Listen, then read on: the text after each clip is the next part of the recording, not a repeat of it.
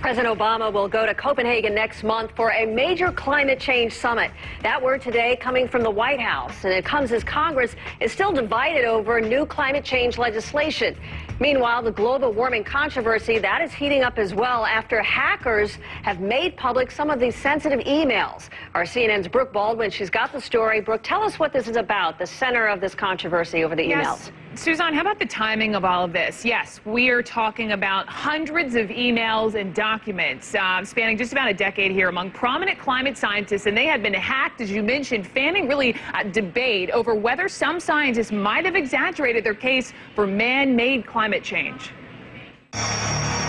The consensus that the climate is changing, that the burning of fossil fuels is a significant factor, goes way beyond the pop culture sensation of Al Gore's Inconvenient Truth and his appearance on last week's episode of 30 Rock on NBC. Kenneth, encourage your lawmakers to take action and recycle everything, including jokes.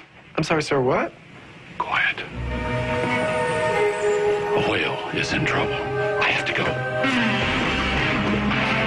So when a reputable climate research institute has its computer server hacked and hundreds of its private emails made public, the news gets around fast, especially from groups that don't believe the global warming consensus. One email attributed to the research center's director had this cryptic excerpt referring to the, quote, trick of adding in the real temps to each series to hide the decline in temperature. Because there's very little context in that email and the others, it's hard to know what they'll all add up to. The climate research unit in question here posted a message calling this email hack job mischievous and saying it is helping the police investigate.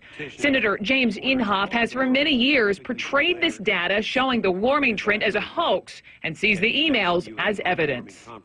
I'm pleased by the vast and growing number of scientists, politicians, and reporters all over the world who are publicly rejecting climate alarmism. This is those who want to scare people into some kind of action. You know, the water's going to rise up, the world's coming to an end. But the White House energy czar points to the 2,500 climate scientists all around the world who agree the climate is warming and that these emails aren't changing that. As for the American public, according to a Washington Post ABC News poll out this week, the number of Americans who believe global warming is happening is down from 80 to 72% from last year. Down, but still a large majority. We really do have global warming. The polar bears are getting in trouble, and the glaciers are melting. I do think that we tend to blow things a little bit out of proportion, but I do think we need to be concerned. I think it is overhyped.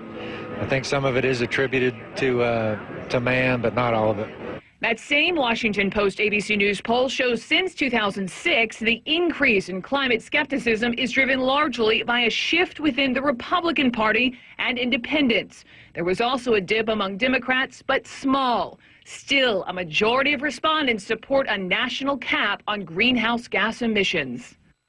Now back to those hacked emails and the documents. We also want to point out that it suggests that some scientists pressured journals not to publish work of those who question whether the Earth is in fact warming. But again here, all of this coming out weeks, as you mentioned, Suzanne, ahead of Copenhagen's climate summit where President Obama will in fact be attending. And today, the White House announced that the president is prepared, speaking of those caps here, to put on the table U.S. emissions reduction target in the range of 17% below 2005 levels. That deadline for 2020 and by 83% by 2050. And, you know, this will ultimately be in line with targets laid out in a bill passed by the House earlier this year, Suzanne. Yes. Okay. Thank you. And obviously a problem potentially for the administration relying on Congress to make this thing happen. So thank you very much.